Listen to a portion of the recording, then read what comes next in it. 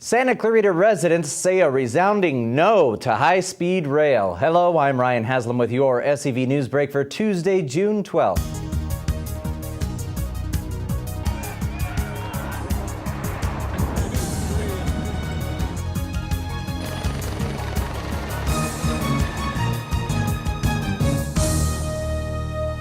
High-speed rail members of the California High-Speed Rail Authority met with a standing room-only crowd last night at Sulphur Springs Elementary.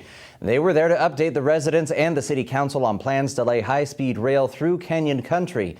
15 residents spoke to express their displeasure with a $64 billion proposal. So did City Councilman Bob Keller. There's a lot of discussion and requests, maybe letters and asking for what we need to satisfy our community. From listening to the speakers, I think it was pretty clear what would satisfy this community. Drop this project. The city agreed to write a letter to the High-Speed Rail Authority, who agreed to be receptive this time. The letter lays out the changes they would like to make to the project. The city would also draft a letter to the governor asking for a second statewide vote on pursuing high-speed rail in California. Well, the Los Angeles County Board of Supervisors will consider a replacement to head up the county's assessor's office as early as next Tuesday. Santos Creaman has been nominated to serve as Chief Deputy Assessor. Creaman has nearly 2 decades of experience in various county departments, including the Treasurer and Tax Collector's Office and the Department of Health Services. If appointed, he will act as department head in the absence of County Assessor Noguez, who announced earlier this month he would take a voluntary leave of absence during an ongoing investigation within the assessor's office. Noguez agreed to begin his leave of absence as soon as Creaman is appointed to office. Well, young Santa Clarita swimmers are invited to join 20,000 swimmers from Los Angeles to Lebanon.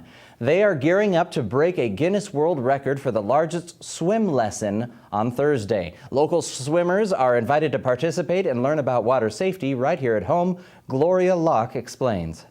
That's right. We are here with the countdown toward the world's largest swimming lesson at Academy Swim in Santa Clarita. This is a Guinness World Record-breaking event, and I have Nikki Miller and Justine Carrick with me. Nikki, the event's almost here. What can we expect? Oh, we are just trying to get the word out to the Santa Clarita Valley and the residents here, the importance of water safety and being hyper vigilant with your kids around the water, and also getting them to learn how to swim, because drowning is the leading cause of accidental death for children under the age of 5, and this is a worldwide phenomenon, and that's why this is a world swimming lesson. And Justine, what's the curriculum like? How long is it? It's about 45 minutes long. We start off with basic water safety, how to keep yourself safe around water, how to keep others safe around water, what to do if you were to see somebody fall into the pool that didn't know how to swim. Then it goes from that into basic swimming, how to submerge your face, onto kicking and big arms.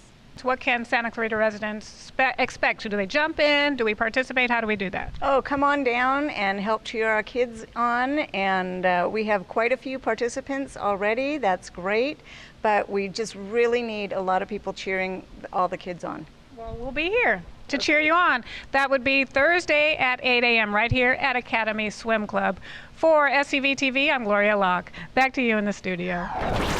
The discovery of 2 active house finch nests have brought construction of the Interpretive Center at the Vasquez Rocks Natural Area to a halt. It also causes the cancellation of an art-making workshop that was to be held this weekend. The Migratory Bird Treaty Act attempts to protect certain bird species from nest destruction during the mating season. In order to comply, a 100-foot buffer zone has been built around the local finch nests, and an avian biological monitor will be present to protect the nests until they are gone. They will also prevent any new residents from settling in on the project zone. And now for the weather. Sunny skies and hot weather today. We had a high of 93 degrees in the Santa Clarita Valley this afternoon. Cooler weather is in store for the midweek as we get closer to summer. 82 degrees on Thursday. We'll have patchy fog Friday, but an overall calm condition for us this weekend. Now I have Dave Caldwell here to talk to us about what's going on in our local sports scene. Dave? Well, it's baseball season, of course, and we all know about that. And the brackets for the College World Series in Omaha have been released, and the UCLA Bruins will be facing Stony Brook in the very first game Friday at 2 p.m. Pacific Daylight Time. 3 players from Santa Clarita have played big roles on the Bruins' success this year.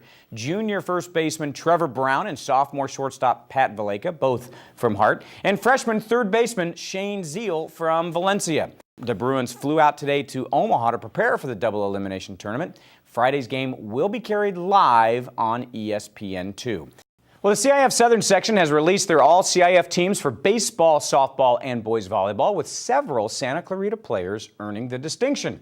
First, in Division I baseball, where Foothill League MVP J.C. Cloney from West Ranch made the team, as did Valencia catcher Brian Mundell.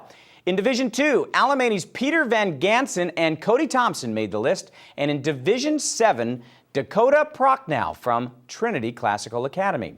In softball, Valencia's Carly Mortensen and Hart's Tracy Chandless are 2012 All-CIF Division I members. And in Division VII, Kaylee Mazzetto from Trinity. In boys volleyball, Eric Ensing and Griffin Ender from Valencia and Anthony Hanna and Tanner Scabland from West Ranch were all chosen in Division I. Last night, as you recall, I know you weren't here, but we talked about how Trevor Brown and his sister Melissa, first twins ever to play in both respective College World Series.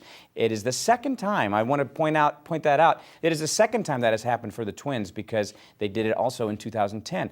I believe that's the first ever that a brother-sister combination have played Division I College World Series. So it's pretty cool. I got to think there's going to be a lot more records set just with them being both together like that. Absolutely. All right, thank you, Dave. Now, Dave, have you ever done a lemonade stand as a child?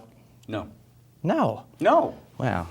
I'm sorry. Stay tuned here for our last story. There could be more than just lemonade being sold at your neighborhood stand. The National Federation of Independent Businesses Young Entrepreneur Foundation says it should be a great entrepreneurship learning opportunity. They're urging parents to teach their children important lessons by helping them start a lemonade stand. The foundation says that the lessons include responsibility, problem solving, and being careful not to spend more money than they make.